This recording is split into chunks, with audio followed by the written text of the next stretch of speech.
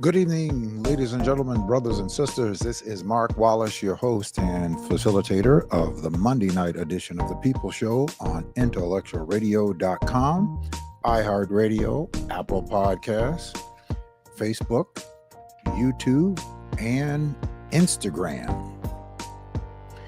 And I am always blissfully, deliciously proud whenever I have the opportunity to engage in hopefully healthy conversation. And tonight we're going to have a healthy conversation. I'm going to try to refrain from speaking about the obvious. I know that people have, as we say in our social construct today, are feeling some kind of way. That's a new saying. It's not really a new saying, but that's kind of how we are expressing things today, are feeling some kind of way about certain things. But what I want you to feel and what I want you to think is I want you to think and be positive about today and about tomorrow and about the next day. No matter what it may look like today,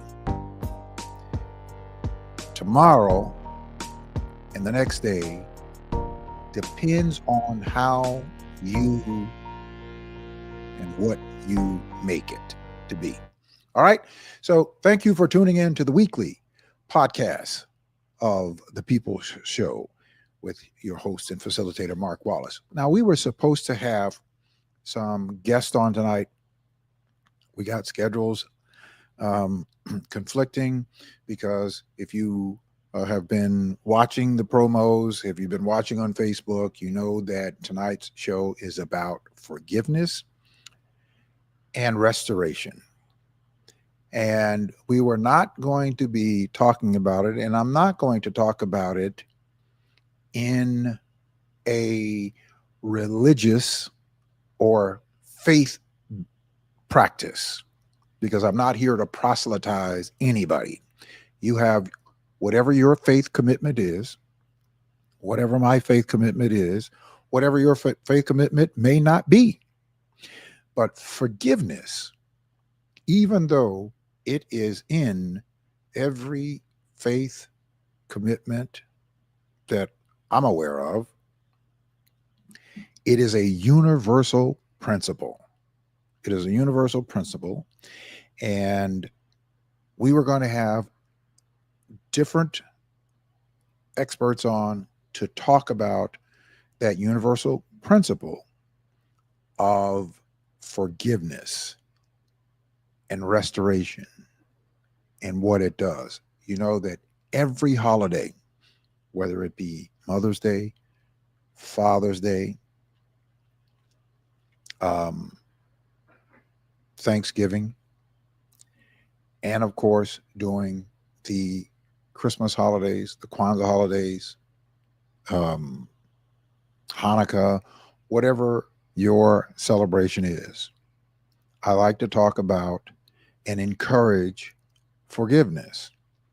It was a transformational experience for me in 2009, actually 2006, I believe it were 2005 or 2006.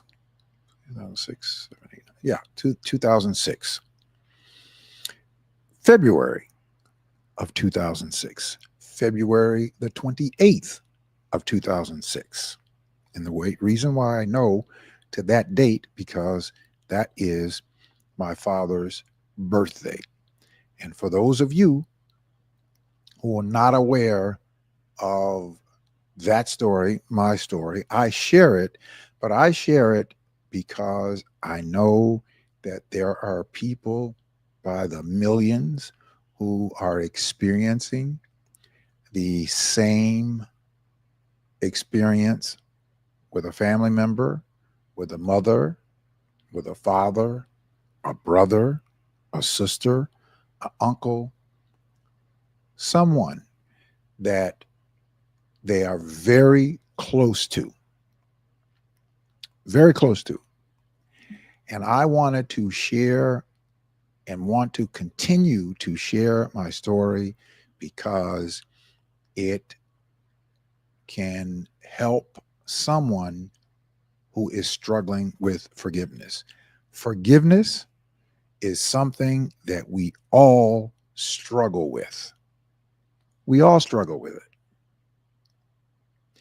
And we struggle with it for various reasons and at various degrees, because the level of hurt, the level of betrayal, the level of disappointment, the level of pain, every is unique to every person. But it is pain. And it is a deep seated pain that you want to deal with, specifically with the person who caused that pain. And that person was someone whom you love dearly. I said, someone you love, LOVE, dearly, not past tense. You love them and they hurt you deeply, whatever that hurt may be.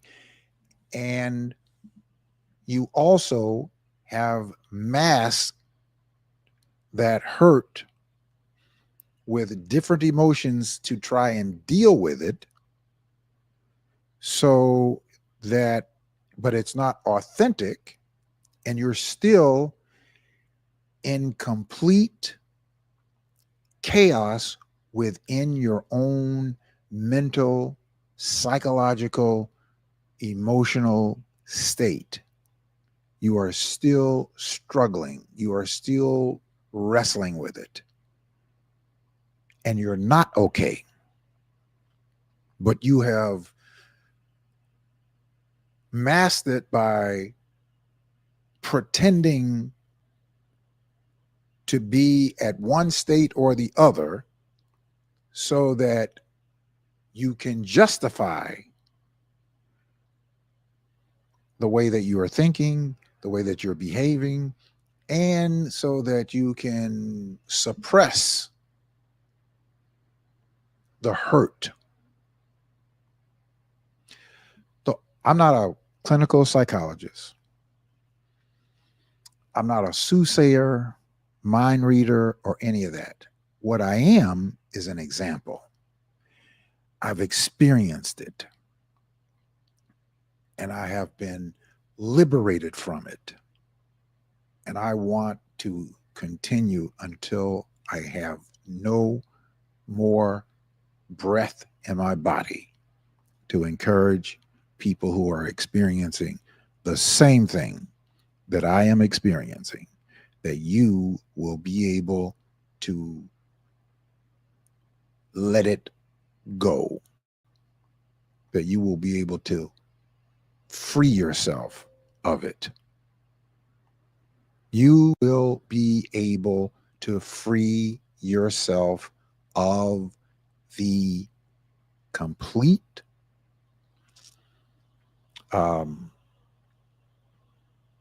fabrication or the falsehood that you have been living, that's causing you to be in great pain, causing you to be in great discomfort, because you want to deal with this because you love the person.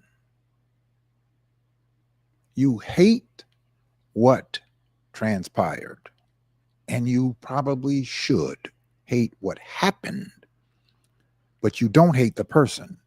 You hate that it was that person that hurt you, but you don't hate the person.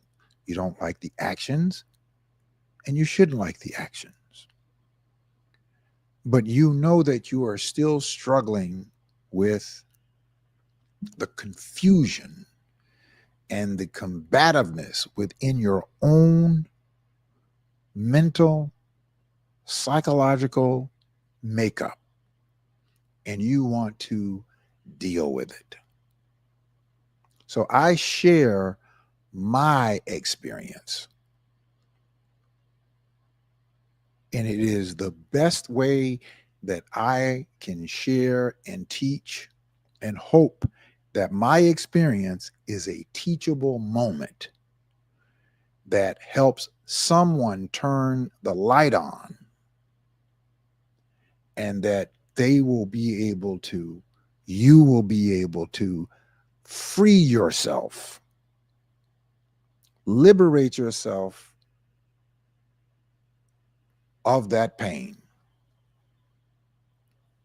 So, my story, which I post every holiday, I repost it every holiday with a picture of my father on my social media page, so that someone can read it, process it, and use it as a mobilizing motivator to get you to help you get to where you want to be. I had this long disappointment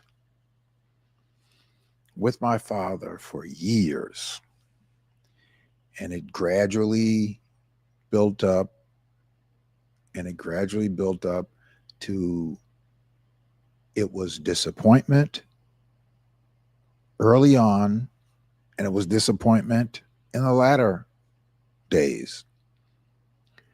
But I misfigured how I was going to deal with it in order to feel, I thought, better, and to comfort myself in my righteous indignation that I had developed toward my father for anything that I thought that he did that was inappropriate, that was hurtful, that was disappointing. And so for many years, I carried that bitterness. And as a result of carrying that bitterness,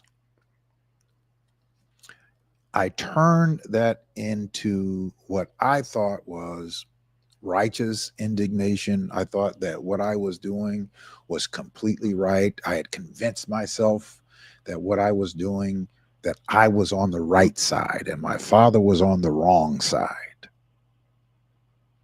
And that I knew that with all of my development, my faith development in Christ, through and by my mother, from my mother, and through and by all of my Sunday school teachers, my pastor, those who poured into me, that I thought I had convinced myself that I was right because of what my father, in my mind and in my judgment, what my father did and did not do. As a father and as a husband, as a provider, I convinced myself that I was righteous in the path and the positions that I had taken toward my father. So I developed and continued to hold this arrogance of indignation towards my father, that he was going to ultimately pay, that God was going to make him pay for all that I built up that he had done. So this went on, but my mother, who was the quintessential mother to me and my family and my siblings and tried to be the quintessential wife and was, even though she had been disappointed in so many ways. She never, ever, once, ever, and I mean ever once, tried to encourage us to be against our father in any way. In fact, she went out of her way to try to get us to acknowledge our father, to call him on his birthday. She reminded us when his birthday was. And she was always trying to mend the relationship between our father and the children. He wasn't a stellar husband. He wasn't a stellar father, but he was our father. And for years, my mother would, as I grew and got older, she would try to encourage us. I moved away, moved here to Chicago. She was always trying to encourage me. Your father's birthday, make sure you give him a call. It's Father's Day. Send your father a card. All those types of things my mother would do all the time. And a couple of times I tried to appease my mother and acquiesce. And each time that I tried it, my father was not receptive. He was not receptive. I got to the point that I told my mother that that was it. Please don't ask me another time. Don't even mention him. I don't want to know from him. He is as good as dead to me. I don't need him. All of that. All of that negativity that I was wrapping up my hurt and turning it and masking it with bitterness and vitriol and hate and anger towards my father. This is the way that I processed it. But at the end of the day, when I would close my eyes, when I am by myself, at the end of the day, I was not pleased. I was not at peace. I was not at peace.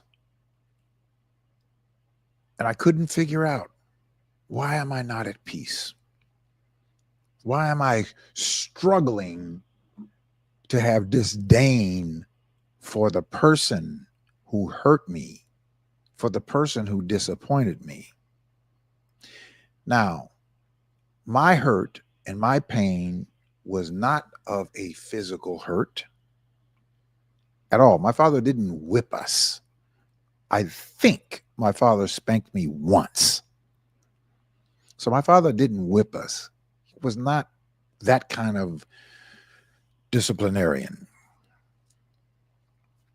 So we didn't have that kind of abuse from my father. So it was not anything like that. He didn't show up at critical times during development, whether it be sports or some activity, school, play, or talent show or something. He wasn't there like some of my other classmates and some of my other friends' parents and father was. My father was not there. He was not there when I became a little league Pop Warner football player. He was not there when I started to compete in swimming. He was not there when I competed in roller skating. He was not there when I competed in tennis. And all of these areas that I developed in and became pretty proficient, he was not there. He showed up the last senior high school football game of the year. My father dropped me off at the age of 9 in Pop Warner and showed up at the last game of my senior high school football game. So between 9 and the age of 16, 17, he showed up twice. So with all of this, I wrapped up all of this, and then I figured out that I'm going to pay him back. I am going to punish him because he's earned it. He's earned the repercussions of his neglect. And he does not deserve to now say, that's my boy, because he was not there during the developmental period of any of those areas of my life. And so I thought that it was completely wrong that he would get to celebrate all of the commitment and the hard work that other people poured into me and that I had to do, that now he is coming to stick his chest out. So again, I masked my disappointment and my hurt with bitterness. Completely masked it. And all of the time that I am doing this, I am not realizing that I am causing myself a heavy weight and pain and a burden to bear. I'm causing this, not my father. Because I am holding him in a prison within my mind and within my psychological and emotional being. I am holding him in a prison, and in thusly holding myself in a prison. So my father, at the end of my high school year and going through the summer, wanted me to go and play college football. And I got some offers to go to some different universities. And I thought, bingo, this is going to be the way that I'm going to pay him back. I'm not going to let him get the satisfaction. And so what I did was I let these colleges come. I let the scouts come. We sat, we listened. My mother, my father was there at every single meeting, everyone. He was there. And I said to my mother, after the final one, I said to my mother, you know what I'm going to do? I've decided that I'm no longer going to play football. I'm not going to accept any of these scholarships. What I'm going to do is I am going to go to the university that you graduated from, that you put yourself through night school, getting your bachelor's degree. And she later went on to FIU to get her master's in education. I am going to follow in your footsteps, and I'm going to Nova University, a very small university that primarily it was the first university that did night school for adults that wanted to go through college but had to work. And I'll share more with you about that. So my mother said, "You're sure you don't want to play?" And I said, "Yes." I said, "Yeah, I've done everything that I needed to do in football. I have no aspirations of becoming a professional athlete and don't know that I even have the talent or ability to do that, but I don't have any aspirations to do it. And I think that I've accomplished everything in this sport that I would want to accomplish. I got pretty good at it. So I'm okay with that." And she said, "Well, it's your decision what you want to do." She didn't know that I guess she didn't know, but that I was doing it to spite my father. So I decided that I'm going to Nova University. It was the most disappointing thing to my father, and I gloried and basked in it. So I thought, to see him so unhappy with that decision, so much so that he ultimately at one point found an excuse to kick me out of the house. So I left and went and lived with my aunt, who lived 3 blocks away. And I lived with her for a while until I was able to go out on my own. And so, of course, it gets worse. So I told my mom, "Don't worry, I'm good. I'll be just fine." And I went and I lived with my aunt, which is my mother's sister, and she gave me a place.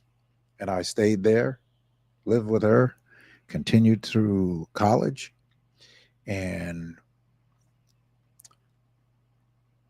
got my degree, just moved on. And then a few years went by. I ended up getting an offer to come to Chicago.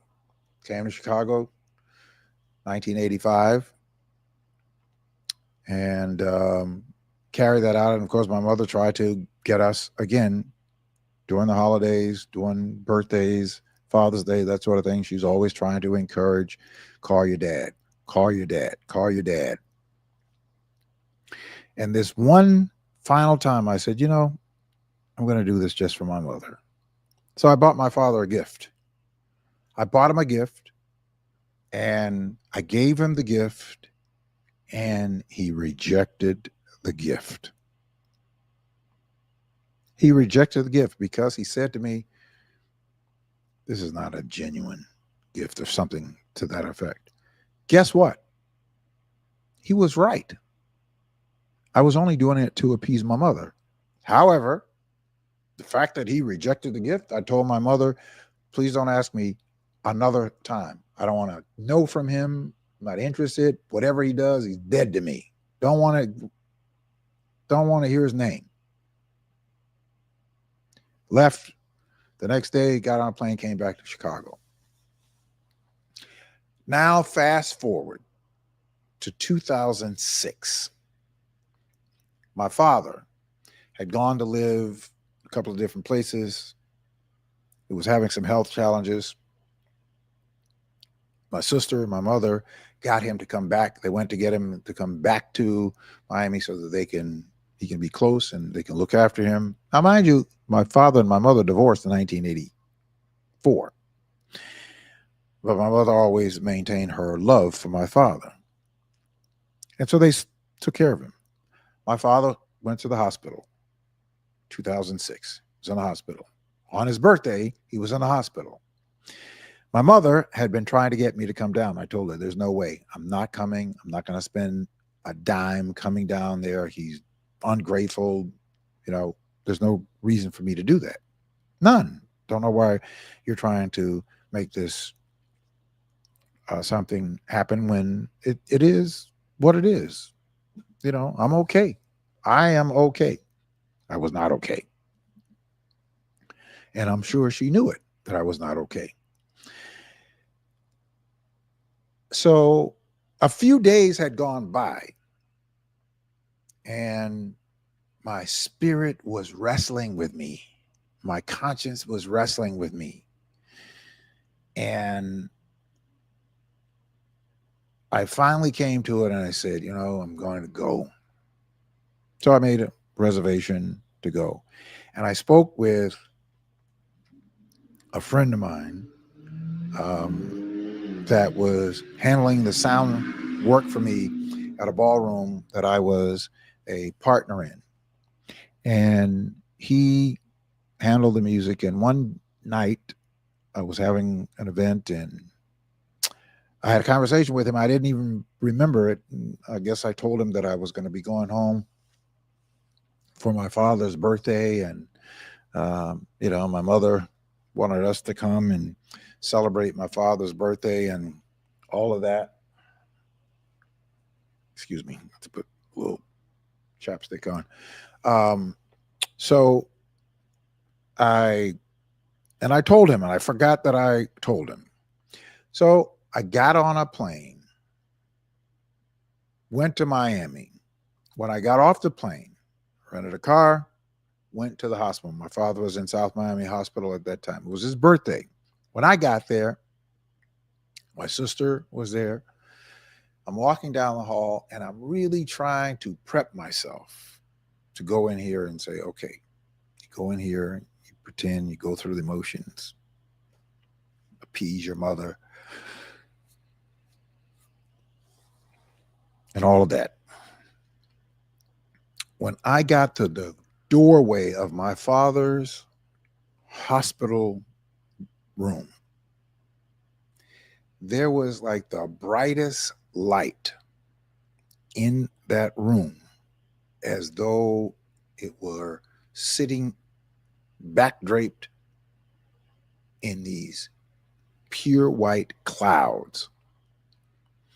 There was this light in the room. And I stepped across the threshold. My mother was there. My aunt was there. My sister were there. They had a cake and some balloons, a little crown on my father's head.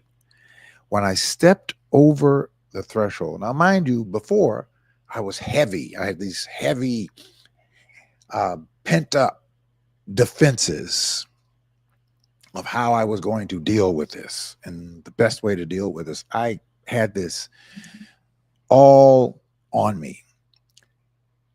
I stepped across the threshold. And when I stepped across the threshold, I felt the weight of the world was lifted from me. I looked over to my father, was to the left. I walked straight to my father's bedside, straight to his bedside, leaned over, gave him a kiss on his cheek, and said to him, I love you. Happy birthday. And my father, for the first time, said to me, I love you. We embraced, we hugged, we cried, we let it all out. My mother was over there crying, my sister was crying, my aunt was crying. And we just flushed it all out. We didn't talk about anything that in particular that happened. I let it go. It was at that very moment that I had to release the bitterness and the anger and the hurt, and I had to release my father. But by releasing my father, I liberated myself because I was able to come clean and with what I was feeling. In other words, I wanted to express my love for my father. I love my father, loved my father, despite whatever the disappointments were. And so I had pent up all of that, and it was causing me great grief. And it was causing me great grief emotionally, psychologically, and spiritually because I was not true to myself. And I was living a lie. When I liberated my father, when I forgave my father, when I released him of whatever it was, I liberated myself. I freed myself. And I got me back. And I got my father back. For the next 3 years, for the remainder of his life, because he passed in 2009, we had a tremendous relationship between my father and all of us, all of the children. Now, he's always had a pretty good relationship with my sister and always had a pretty decent relationship with one of my brothers. One of my other brothers, not so much. But all of us, because of that one through me, that I was able to let it go and to open arms, embrace my father the way that I always wanted to embrace him, and allowed for him to embrace me. And for the next 3 years, we had tremendous relationship for the next 3 years, for the remainder of his life. And on the day of his homegoing, I actually did unplanned the eulogy of my father. My father passed in 2009. And as a result of me letting my father go, or letting the bitterness go of my father and releasing him, I liberated myself. And today and every day, I celebrate that I don't have any regrets, that I had the opportunity for 3 years to have the kind of relationship that I desperately wanted to have, and that I was so bitter about that I didn't have with my father, that I gave myself the opportunity and my father the opportunity for us to be able to embrace a relationship between a father and a son for the remainder of his life. And thusly, I am free. I am set free. My spirit is cleansed. My mind is clear. My heart is clear. I have no regret. If I had not submitted to the truth and submitted to the principle of forgiveness, I would be forever shackled in my spirit and in my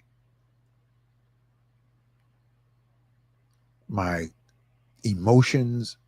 My soul would just be trapped at a forever staging place because I did not deal with the broken chain link if I had not done it.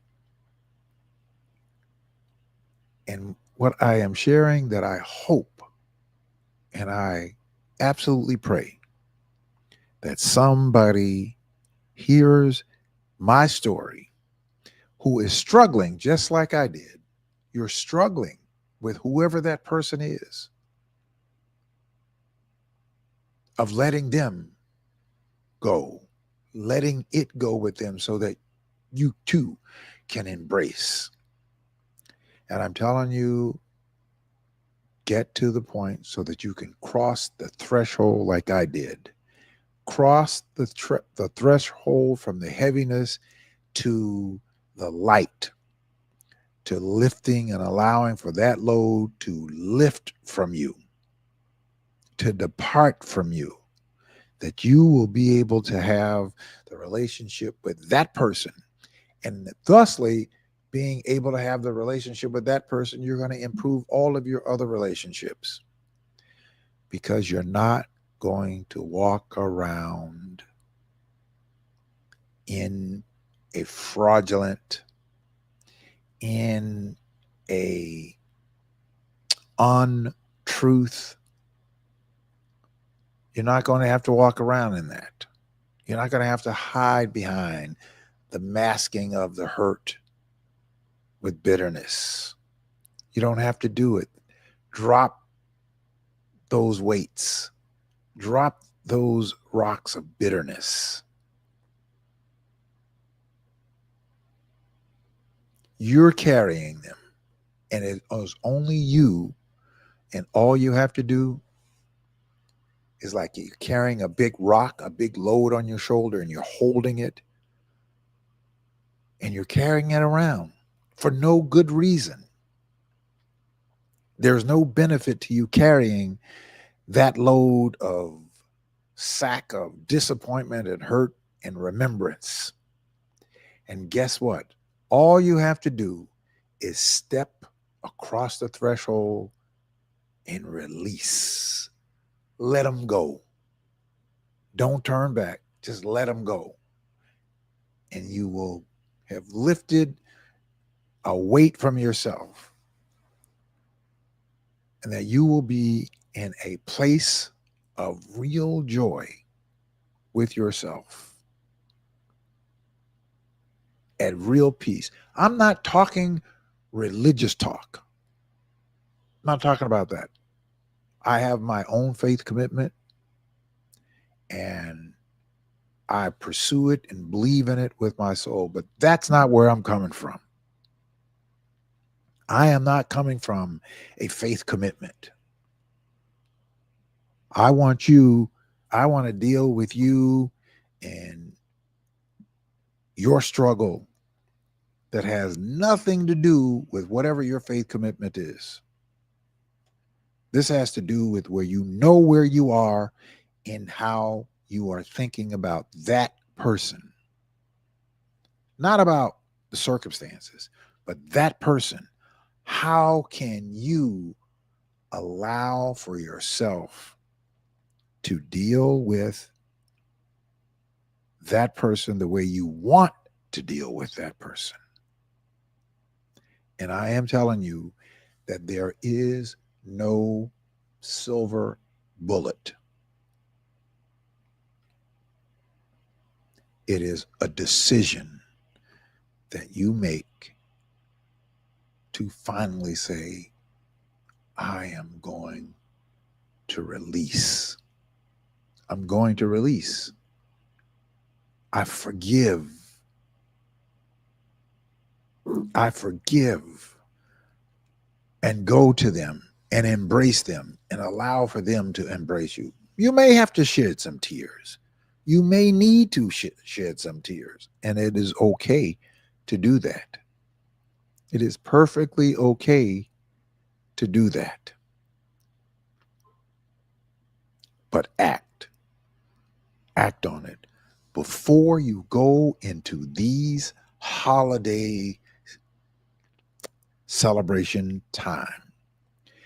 If you deal with this, you know you're struggling with it. And now I'm talking to the people who are struggling with this. If you're not struggling with this, this conversation is not for you. This is for people who have this pain, who have this hurt and don't want it and want to deal with it and just don't have the courage. And so all I'm doing is trying to nudge you just a little bit with my story, my own experience, that I had the exact same thing that I was struggling with, that I wasn't sure how I was going to deal with it.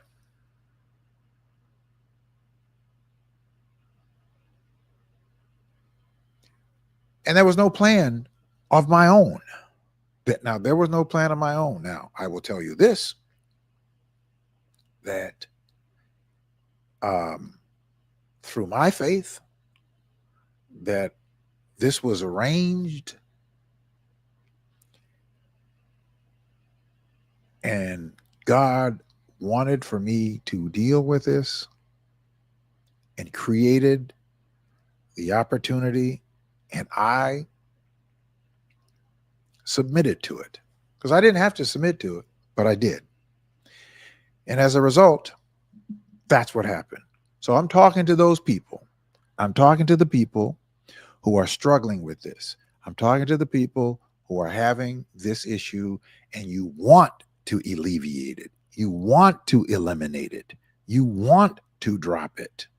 You want to go to that person because you genuinely love that person. But you're carrying the bitterness and the mask. You're not even thinking about what it was that they did to hurt you. That's not in your mind. What's in your mind is, I love this person, but I'm so angry. And you've convinced yourself that you're angry, but I can't, and I can't go back there. I can't let them, off the hook. But you want to let them off the hook. I can't let them think that whatever it was that they did, you probably don't even remember some of what they did, but I can't let them, think that they're just off the hook. But you want to let them off the hook. That's who I'm talking to. I'm talking to you. I'm not talking to the people who don't want to let people off the hook. You're not there yet. So I'm not even talking to you. I'm talking to the people who struggle like I was struggling, who was lying to themselves but telling themselves the truth, who was lying to themselves about, I can't stand them, this, that, and the other. I never want to hear from them anymore. On the other side, you're crying and your heart out because you can't embrace that person. You want to be there with them. And whatever it is you're not there. Whatever it is, you are who I'm talking to. I'm not talking to the people who, are still in their bitterness. And I understand it. When you get to that place, then I'll be talking to you. But right now, I'm not talking to you because you're not ready. You're not there. But I'll be available when you're ready to try and encourage you and to help you and to share my story that will give you strength to go do it. Because guess what? You will be the better for it. You're not going to be any less of a man. You'll be more of a man. You're not going to be less of a woman. You'll be more of a woman. By releasing somebody else and liberating yourself. It does not make you a weak person to liberate somebody else or to release somebody else. It takes a person of character, a person of great courage, a person of great conscience to do that. A weak person could not. So you're not weak when you are allowing for yourself to be alleviated from the depths of that pain. You are the person that I'm talking to. You are the one that I'm stressing to. Don't go into the holidays divided and disconnected from the very person that you would love to go to a Christmas or Kwanzaa or Hanukkah or whatever your celebration is, pop up somewhere. Make gingerbread cookies or eggnog or whatever it is that you used to do with that person. You want to do it. You want to do it. So I encourage you to step across that threshold, the same threshold that I had to stop. Speaking parenthetical now, step across that threshold and release them and liberate yourself. You will be the better for it. And thusly, you will be able to have a great experience with that person, and you will be able to share your experience with someone else who is struggling with forgiveness. Forgiveness is a principle of health. As I said, we were going to have some special guest on tonight, and they sent me some information. Why is forgiveness so important? Let's go through some of what the experts, some of what the instructors have shared with me on the principles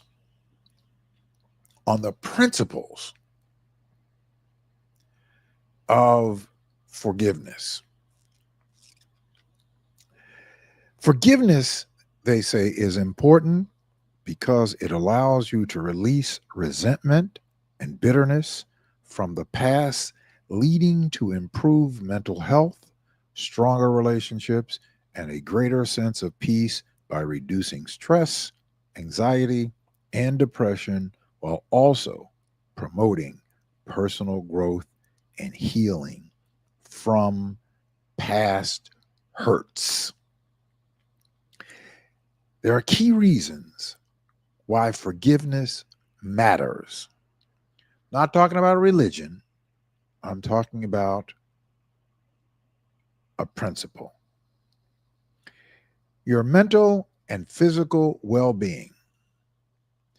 Studies completely demonstrate that practicing forgiveness can lower your blood pressure, improve your sleep, and reduce symptoms of anxiety, depression, contributing to a better overall health.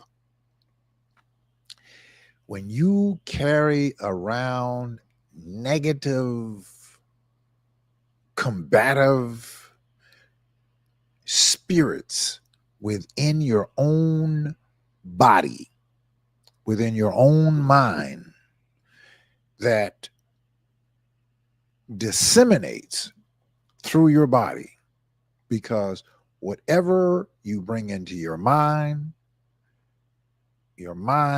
feeds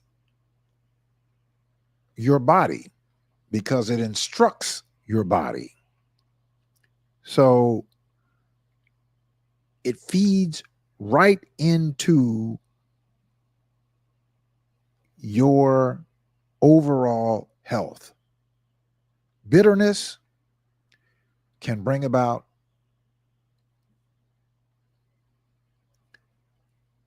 bad health, could erode your health. Forgiveness is a principle that leads to better health. Relationship quality, letting go of grudges. Most of the time, we don't even remember what the offense was. Most times. Letting go of grudges can improve communication and strengthen bonds with others, fostering a healthier relationship. Personal improvement, choosing, it is a decision. Choosing to forgive gives you control over your emotions and prevents the past from dictating your present, allowing you to move forward with a positive outlook. How to reduce stress and anger through forgiveness. Holding on to anger and resentment can lead to chronic stress, while forgiveness helps to release all of these negative emotions. Spiritual growth. Many spiritual traditions view forgiveness as a key virtue that promotes compassion and connection to others. That's why forgiveness is so important. It is so important. If you want to, if you want to have some freedom for the rest of your days, release that person. Release that person. It may very well be somebody that you can't go to, but it is that person and it's the thoughts of those persons that are keeping you locked where you are. Go get yourself prepared to liberate that person, not expecting anything back, but to liberate them and to love them, and then and thusly release them and liberate yourself. So, in a sense, you could be a little bit self focused, self interested in saying, I release myself so that I can feel better. Nothing wrong with that. Nothing wrong with that. You can't be healthy for somebody else if you're not healthy within yourself. So that kind of selfishness is a healthy selfishness because you want to be healthy so that you could be healthy to somebody else, healthy to that person that you have been at odds with, the person that you have aught with, that you don't want to, that you want to be free of whatever it is that you are experiencing. Believe me, I get up every day. There's not a day that goes by that I do not think of my Father. There's not a day that goes by that I do not thank God that I was able to submit to a principle and apply that principle, not withstanding or not even understanding the gravity of what was what happened. But I now know, I now understand it. I understand it. Now, forgiveness is something that we struggle with. There's no question that we struggle with it. No question whatsoever that it is something that we struggle with. But struggle means that you're making progress. See, if you're stuck, you're not going anywhere. But if you're struggling, that means you're making some progress. That means that there's some growth. So I hope that this past hour that I've been talking about this, that testimony and my experience will help someone who wants to deal with that situation, that it helps you, that it gives you the motivation and it gives you the encouragement that you need in order to deal with what you wanted to deal with for the longest. This now affords you the assistance to nudge you, to help you, to give you that guidance so that you can make that decision and make that decision once and for all to free that person and thereby liberate yourself and go on to have a great, blissful holiday season. All right. That's going to be it. Now, look, we may be doing more of this, and we are going to do more of this because it's important.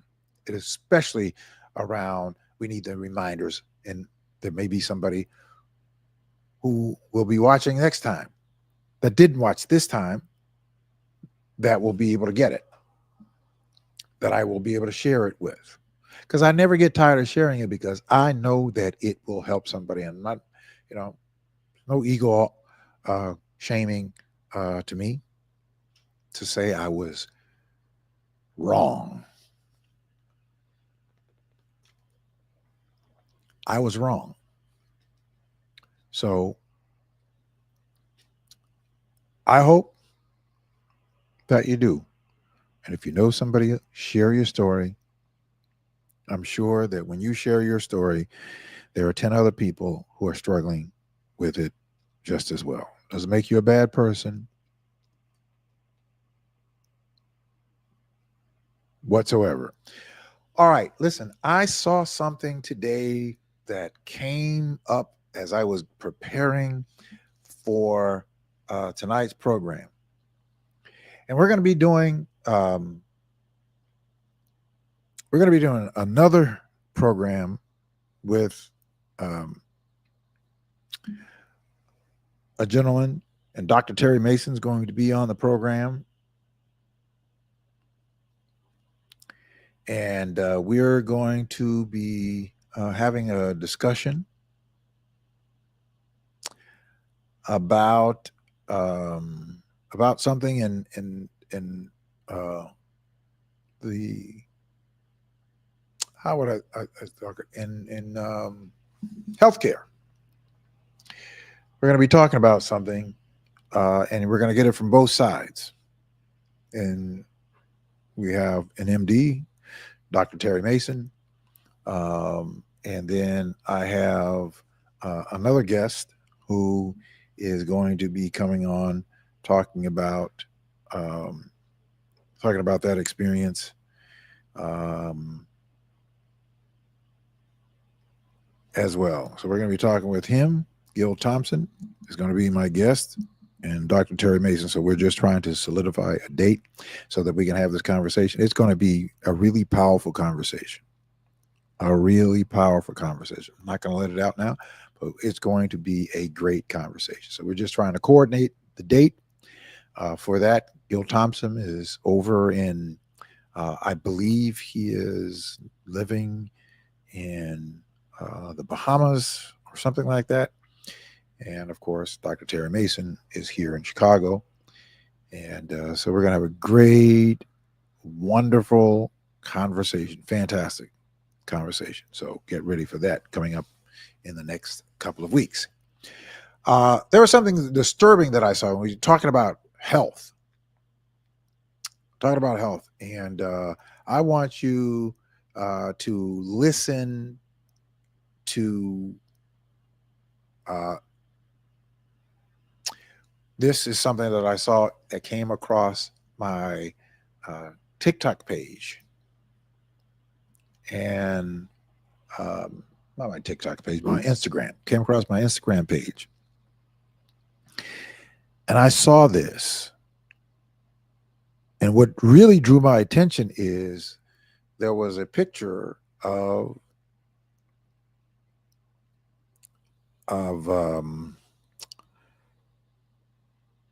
can't think of the senator's Cory Booker from New Jersey. And they were talking about black women. And, I've been talking about black women being 16% of the population of Chicago, yet they represent 30% of the victims of all crimes reported going back 25 years. That was a story that was done by Dorothy Tucker, and in my view, probably one of the most transformational stories of her career. Very important story. So,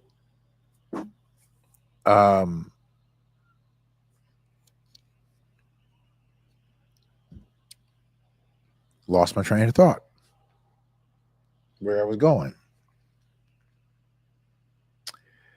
But at any rate, we're talking about what's happening with black women being the victims of 30% of all crimes in Chicago, being 16% of the population. There's no legislation on the books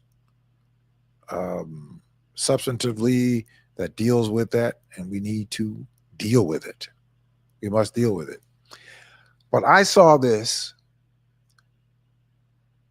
that gripped my attention, and I hope that it grips your attention and that it mobilizes us to do something, which is another example of why it's so vitally important that we have to build our own organized, independent black voting bloc in order for us to have the strength to deal with these things that are being neglected in our community.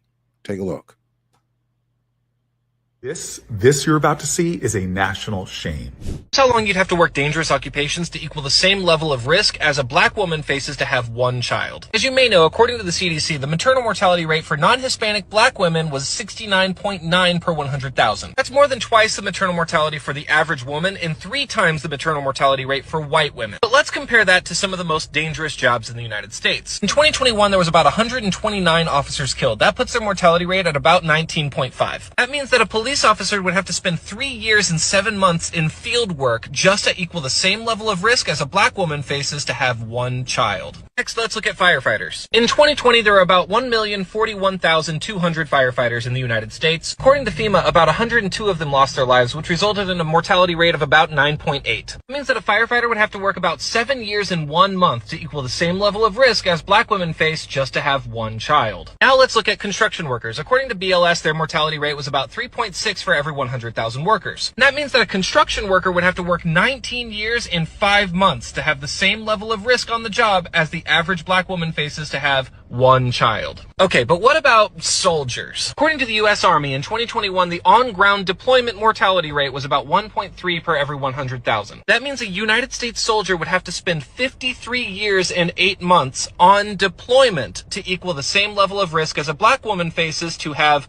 you guessed it, one child. Here's a couple of just miscellaneous other things. You can double check my work if you want to. A skydiver would have to perform around 64 jumps to equal the same level of risk as a black woman faces to have one child. With car accidents, the deadliest cause of unnatural death in the United States, you would have to be in 52 car accidents to equal the same level of risk as a black woman faces to have one child. And the last example I'm going to show in this video is bungee jumping. You'd have to jump 350 times to have the same risk as a black woman faces to have one child. Giving birth is more dangerous than nearly every job in the United States, and it's 3 times more dangerous for black women. It's the single most dangerous thing that Americans will have to do in their lifetimes. And as I said in that last video, if men won't listen to women who say this, maybe they'll listen to a grizzled white dude who says to listen to women. Or a bald black guy who is working with some extraordinary people in Congress to pass legislation and end this national nightmare. Join us, please. Share this video so others are aware. There you go. I saw that today, and I started doing a little research. And, you know, we've got work to do as black people in our local areas and black people in America. And I want for us to get laser focused on putting ourselves in a position to deal with these kinds of problems that are deeply impacting our community at much greater rates than any other community. And that is not by accident. And that is not because we're worse than other communities. That is because there is not an intention from our public officials who have a duty to make and keep us safe. So, you and I, we have a responsibility. We do not have the luxury that many of us are enjoying of sitting on the sideline and not engaging ourselves in the process. It is not that you have to do hard work. It is merely committing to say, I am available. I am going to be there to be supportive. I'm going to be in the number. And I am going to bring 10 others in the number so that we can strengthen the voice of the person who is advocating for the legislation to protect Black women from being 69% more likely to die for trying to have a child, 3 times more likely than the average white woman. And it is the most dangerous, more dangerous than the most dangerous jobs in America. He just laid that out. Just laid it out to us. I'll share it with you again so that you could really think about this. So, what I am asking for us to do, to invest ourselves and our time into strengthening ourselves so that we can force people in our political offices that don't want to put forth the kinds of legislation to protect the lives of Black women.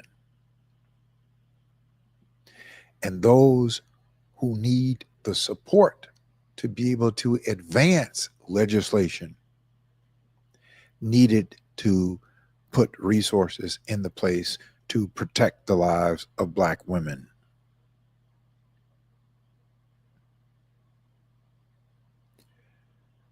This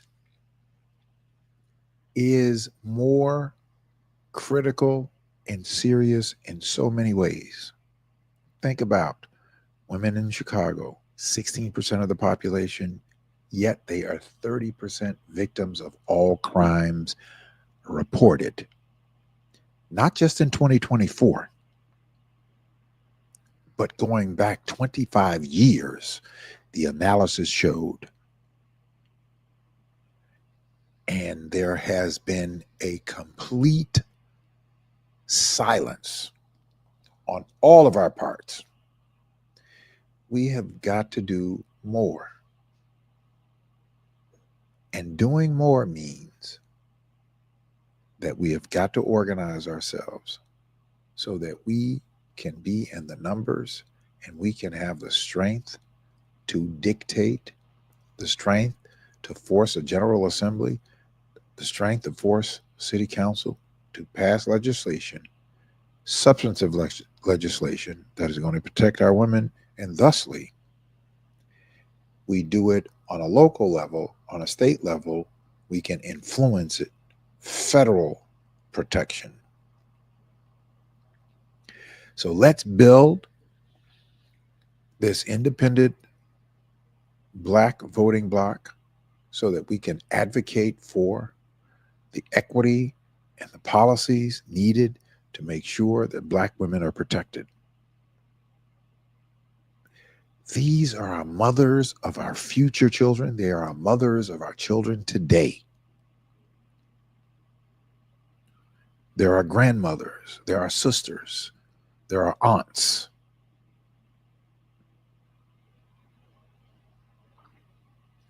We've got to do more. We've got to do more. And the more that we have access to this types of information,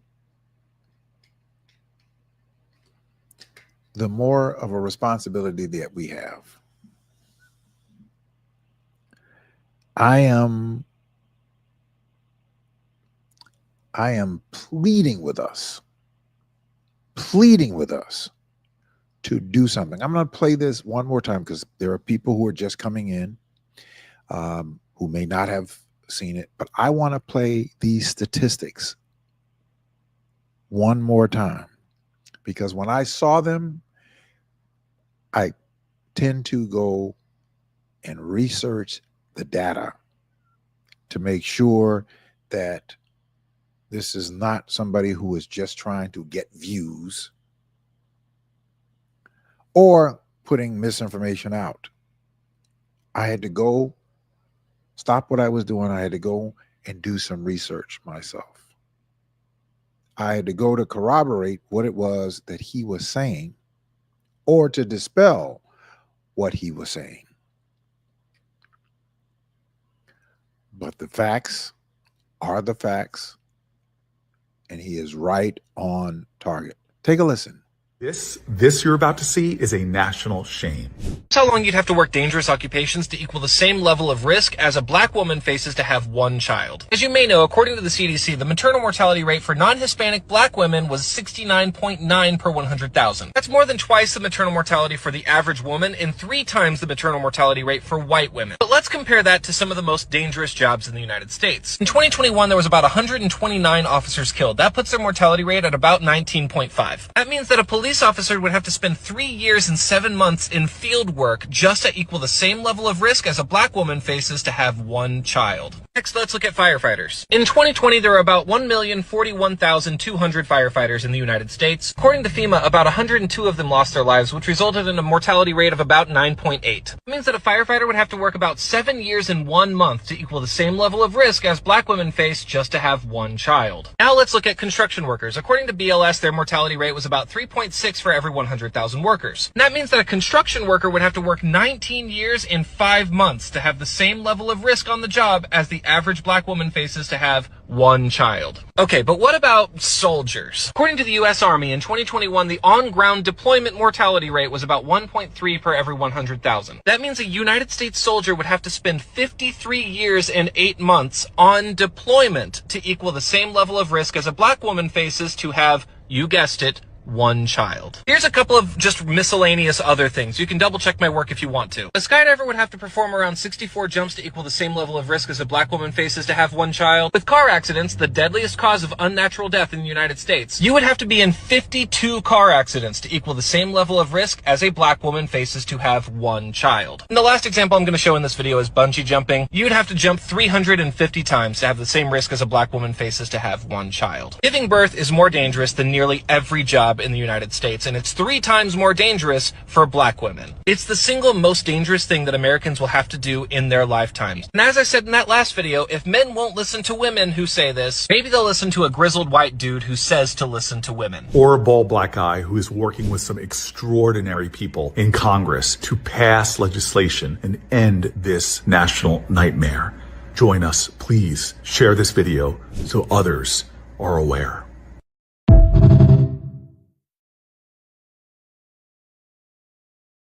There you go. That's why we have work to do. Important work that you and I have to do. Because this doesn't happen because, unfortunately, we have people in political office are there for, some are there for the purpose of trying to make things better and trying to make life better for others. And unfortunately, there are a lot of people there that don't think that that is what the government is supposed to be about. The reason why we have a government, I want you to understand this, is this ideology about government being too big is nothing more than red meat propaganda. The reason why we have a big government and the reason why we need a big government is because we have serious big challenges in front of us, all around us, that no one single company, no one company, not Elon Musk, who is purportedly the richest man on the planet, he does not have the wealth that is needed to address the critical issues, the social construct and the social issues that we are faced with in our communities in this country. That is the reason why we need and the importance of having a government that has the capacity to deal with these problems. Why do they have the capacity to deal with the problems? Because 80% of the government's budget comes from you and I. Because we are the government. We are the fuelers of the resources for the government, and we've entrusted them as representatives of how we fuel them and what we fuel them with to deal with these problems. That's what the government is. We are 80% of that. We fuel 80% of it. So the idea of the so-called conservative that wants to make it sound as though they are physically responsible.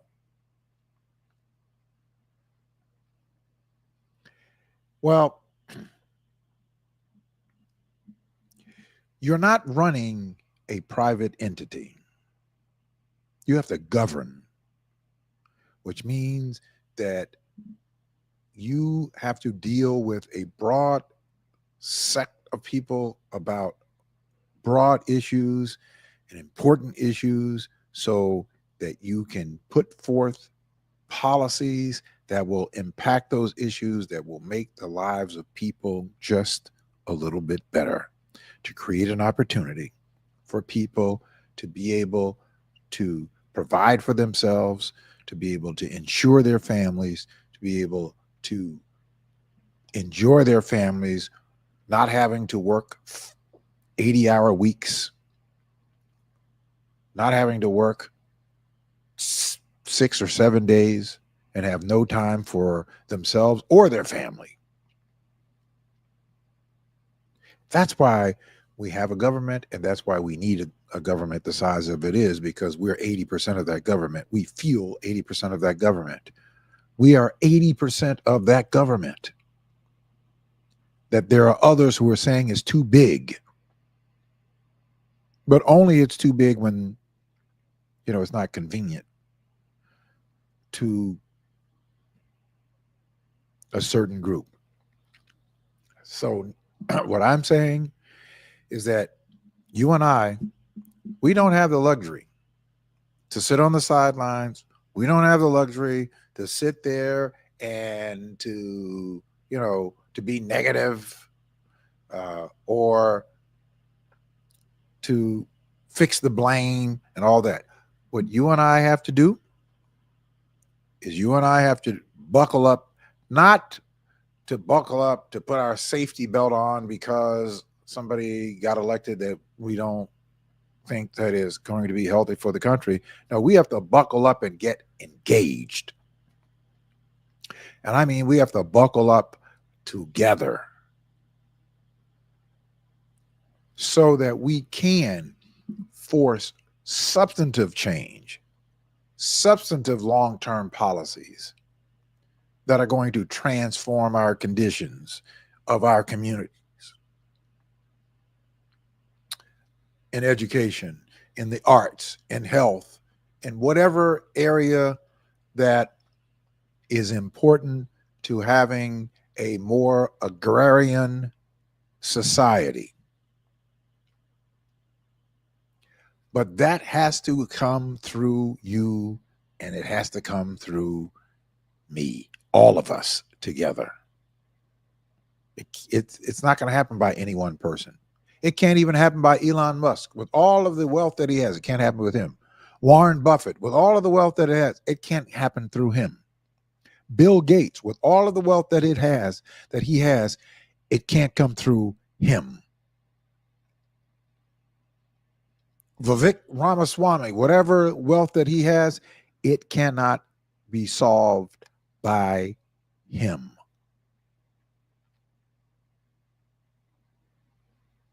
And you can name him, Jamie Dimon. It can't be solved by him or them.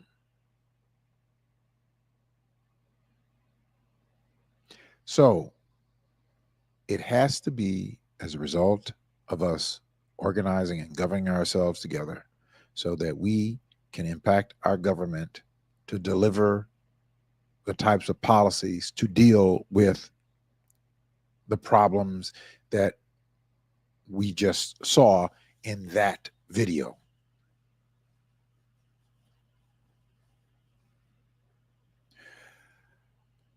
I talked to you and told you about a story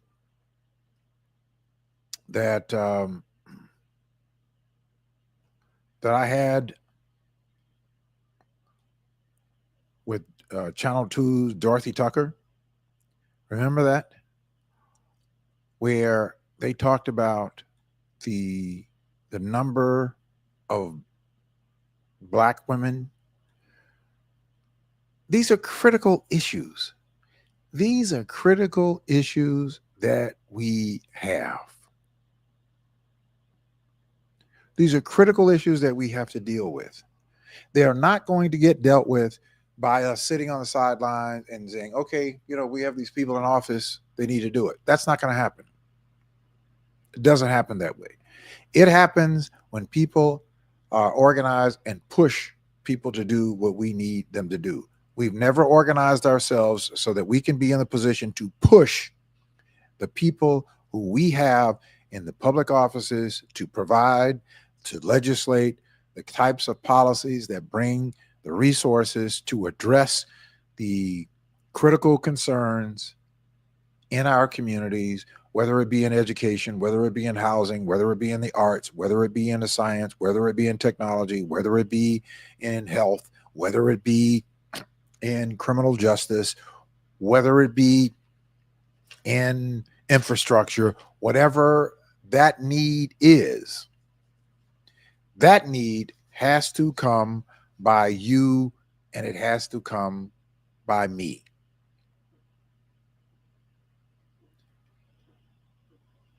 It is not going to come by us sitting on the sideline. It is not going to come by people just sitting around having conversations in your convenient places of gathering. It is going to happen when we decide to organize ourselves together and become a force. We become a force. We become a threat. Not a threat of violence, not a threat in the negative, but we become a threat because we will organize ourselves in a way that we have never organized ourselves. That is why I continue to urge us that we have got to organize ourselves so that we can go to the governor, that we can go to the General Assembly and say, this is the problem that we have. Black women are 16% of Chicago's population, yet they are 30% victims of crime. That's a travesty. We've got to deal with it. and we've got to deal with it now.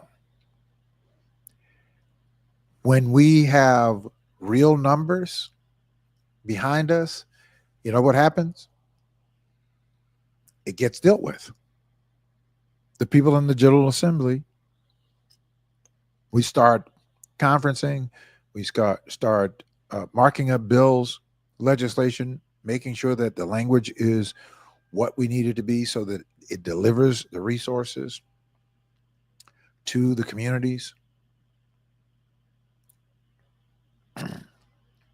to provide the kinds of protection that we need to have in place, to provide the kinds of infrastructure that we need to have in place, to provide and produce the types of opportunities that we need in place that will reduce the negatives that exist in our communities because we haven't produced an antidote to it. But that is only going to be if you and I get involved. It's not happening. It is not happening if we do not strengthen ourselves and build our own independent union. It's not going to be every person, but let's let it be a good number of us.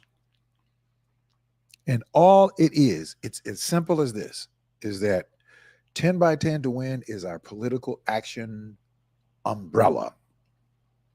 It is our committee.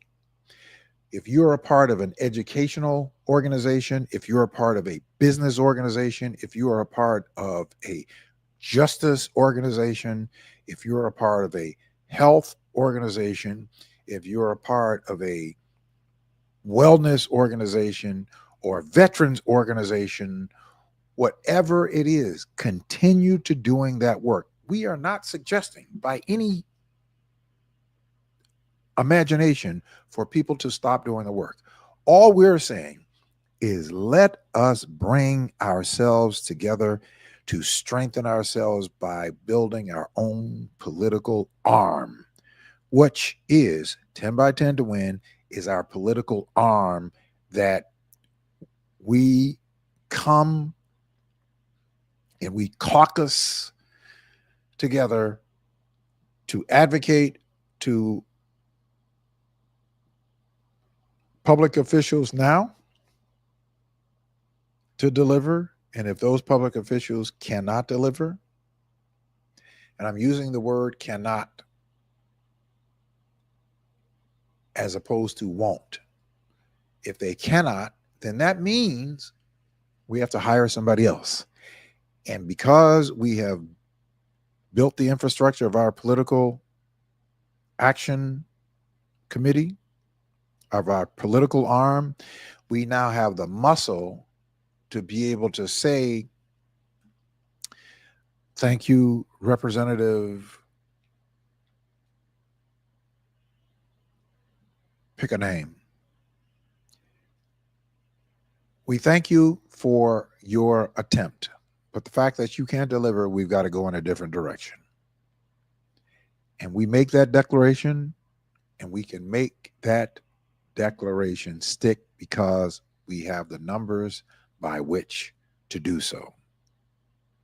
See, that is where real power lies. That's where real power lies. We don't even have any power right now because of our, I guess I can say because of our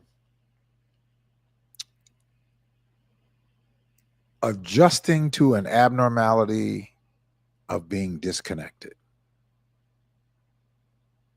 Don't adjust to it. Don't become comfortable with it. Don't be comfortable with it.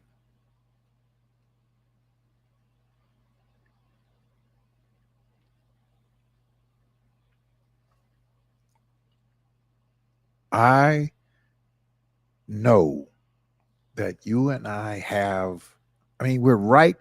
Really, It is a matter of a decision. It's not that we have to go and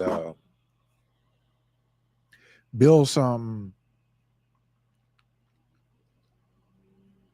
big structure or something. It's a decision that we're all going to say, okay, that's what we have to do. We have this big um, population of Black people in this diaspora, in this region, in Chicago and Cook County, and we're not using and taking advantage of looking at that and organizing ourselves in a way that we make it better for the whole. I can make a declaration of a guarantee that if we were to organize ourselves together, this big block, if we were to organize ourselves together, this big block, the rest of the Black diaspora is going to look at what we are doing, and certainly many of them will come and join us. We will be able to have the kind of strength, we will have the resources to be able to run real effective campaigns, not just during an election, but run campaigns on advocating for whatever the issues are that deem appropriate at the time. That if in fact the General Assembly or the governor or the mayor wants to, try to politic and try to brush us off, we have enough money to put television campaigns together. And you say, well, where is that money going to come from? The same way that we are 80% of the government, we will fund it. And guess what? It won't be taxing on everybody, because if we have the right number of people involved and committed, let's say 250,000 people paying $10 a month. You know what that is, right?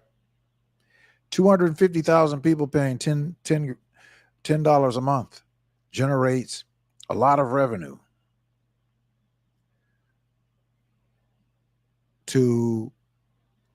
for us to do what we need to do. That's 30 million a year. Not to go in, somebody's pocket. Obviously there'll be people who will be working, staff members and that sort of thing. I don't need a salary. I'm okay. I don't need a salary. So, but there will be other people who will be working in our union or independent political action committee administration. We'll be able to run television ads, radio ads, digital ads, recruit for the attorneys to support the candidates that are going to come out of 10 by 10 to win, out of this tremendous block that we build. We will have everything that we need. We don't have to rely on anybody outside, because each person giving $10 a month,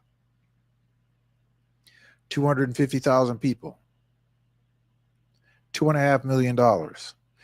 We fund all of what we need. We don't have to worry about any corporation that are trying to, compromise us, trying to buy us off. Now, if they want to give us money, they can, but they can't have any influence whatsoever of what we as a committee does. No one person. I don't even make unilateral decision. Whenever there is something that is coming for the committee to do, we have our own internal caucus, our own internal discussion, and then we vote for it or we vote against it. But if the majority says no, then we don't go forward. Same way for people who are running for a public office.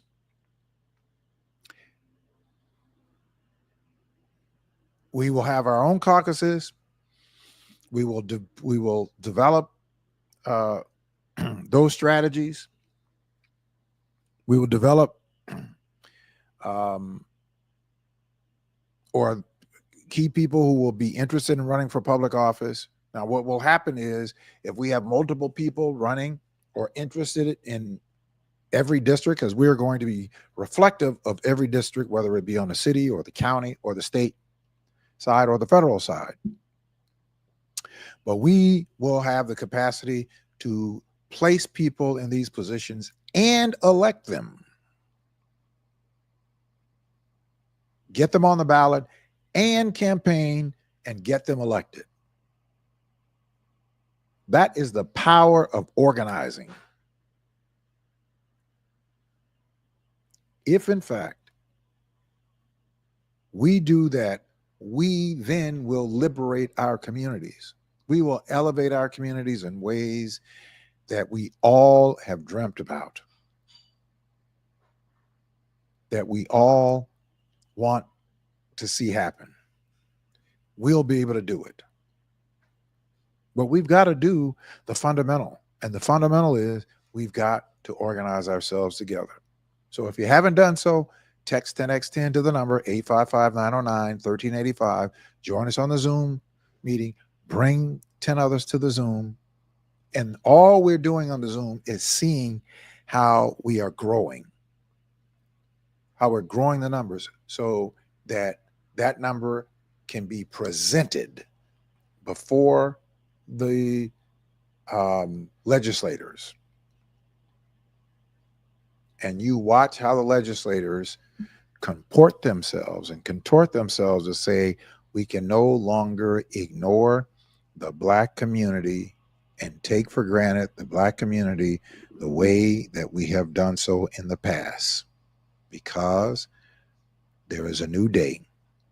They're organizing in a way that they've never organized before. They now have the power to caucus and to unseat any one of us if we are not demonstrating effectively for that community.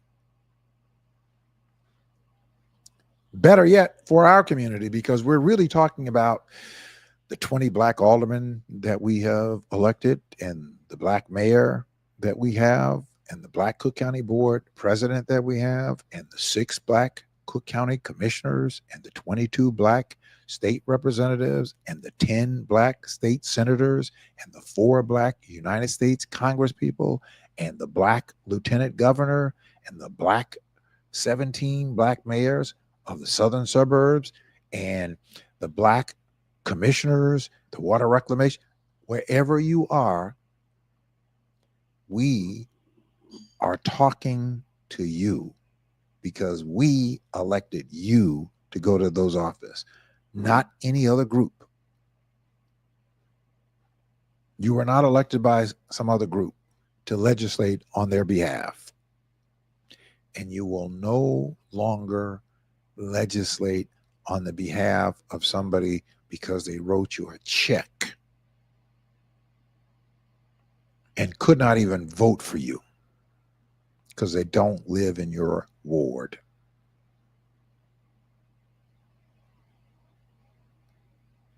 So that's what we could have the power to do.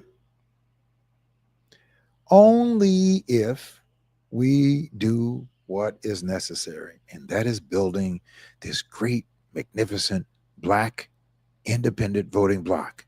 And we built that here in Chicago. It will draw national attention.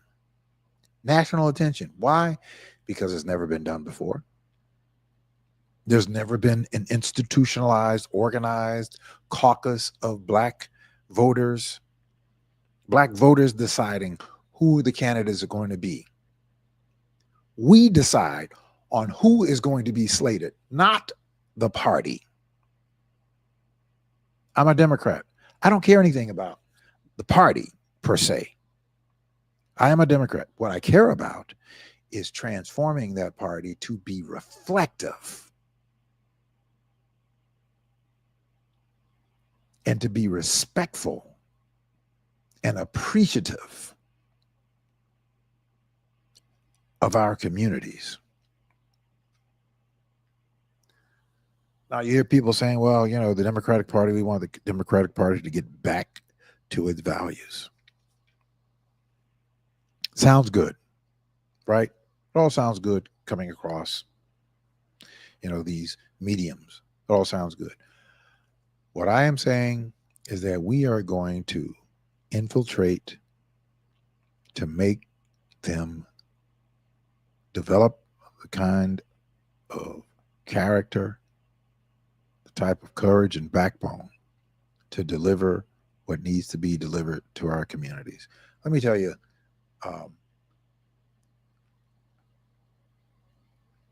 people talk about reparations.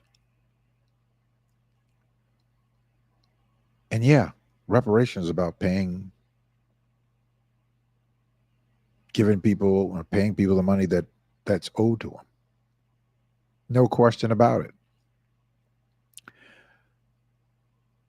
That reparation needs to be covered through our education, flooding our education, making sure that every school in the Black community is a state-of-the-art educational institution, that our children get the best. That's a part of reparation, making sure of that.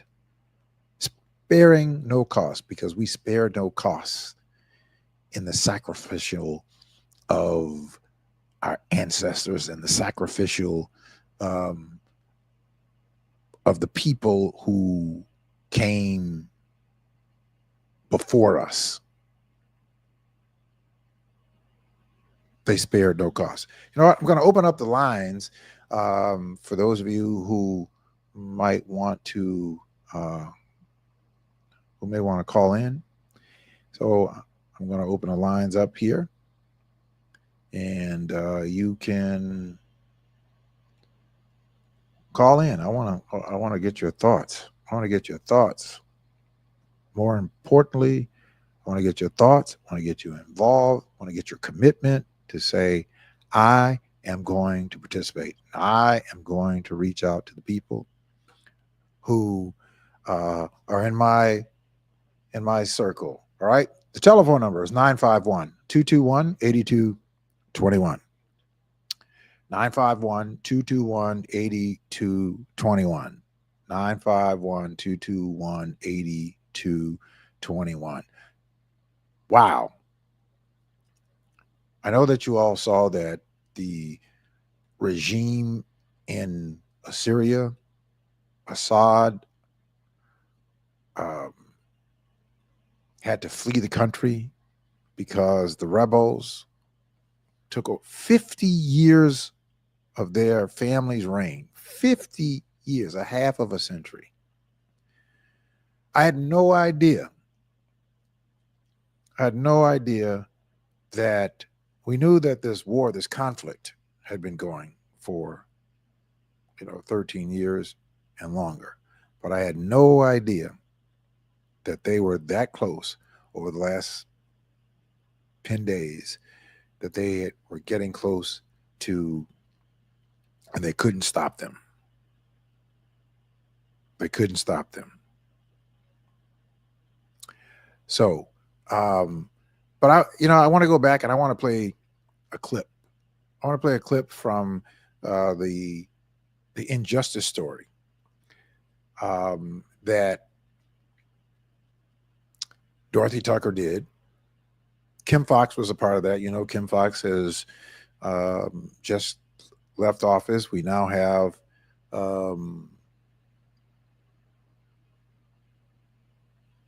what's her name? Burke, who is now the state's attorney, who is basically saying she's already changed the rules from, and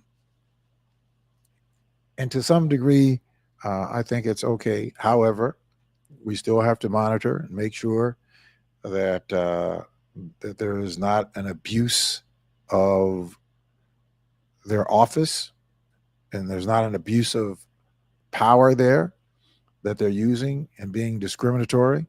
Now, I don't have any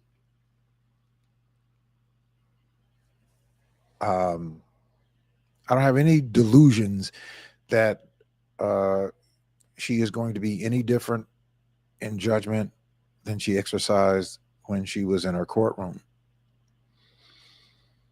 If she does, great. But we'll see what happens. But the kinds of things that we are talking about, you and I are the ones who have to impact them. We have to impact them. We can impact them. Now, you and I and just a few of us alone can't do it. We may be able to make some incremental progress. But what I'm talking about that we will do will be transformational. And I'm not talking about for any one person. I'm talking about transformational for our communities, where thousands of people in our communities, whether you want to be in business, whether you want a government contract, whether you want to have a good career, job that's close to your home, if you want a small business, all of that is fueled by the resources that you and I pay into our government. And we have the wherewithal to force our government to address these concerns. And they will address them because they see that we have 250,000, 500,000 people in the same union. And I'm using the word union because I'm trying to make that connection that's why unions are so powerful, because they're organized, they're informed, and they act uniformly.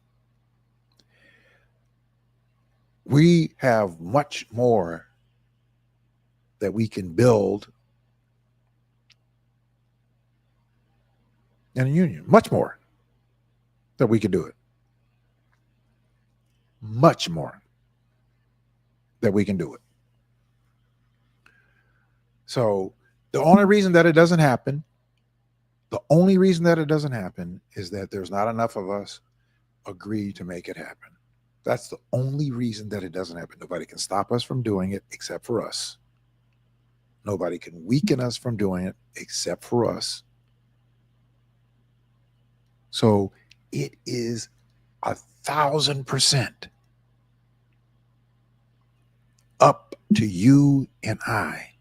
And I am imploring us to let's finally do it.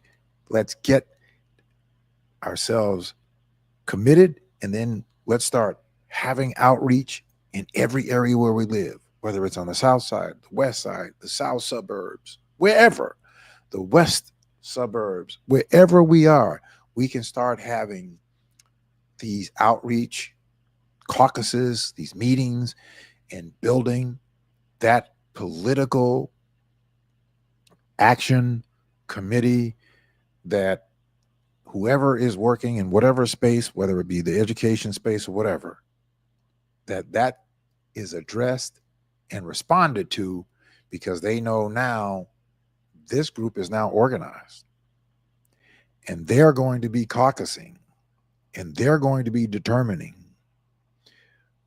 who will run for a public office or who we will target to have replaced in a public office because they're not delivering. That's precisely what it is that we have to do. We do not have time. I'm sorry. We do not have time for a lot of the nonsense that I see us participating in to get likes, to get people subscribing to their channels with not any real substance to it. That's not going to impact the lives of Black people in any kind of positive way.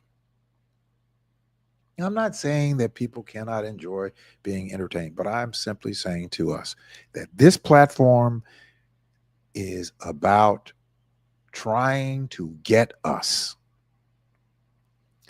to flip the switch from the apathy and from the disconnection that we have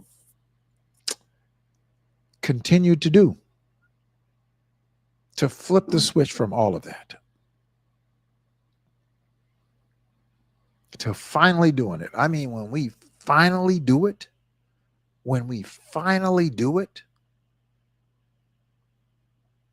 I am telling you that we will demonstrate to ourselves right before our own eyes, not any one person, not a one personality thing, because this will be on the whole. We will be able to demonstrate just by our commitment of organizing ourselves together what that strength is. We will demonstrate to ourselves and scratch our heads and say, wow, why did it take us so long? We'll do that. But I will also say to you, don't spend much time there.